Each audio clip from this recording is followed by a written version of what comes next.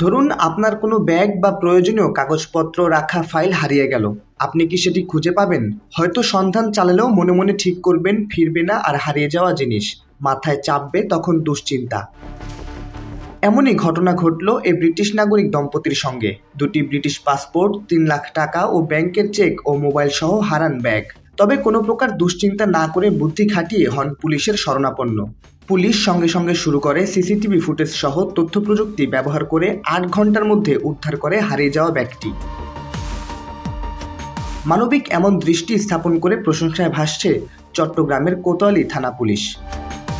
Dainik destiny, desk report.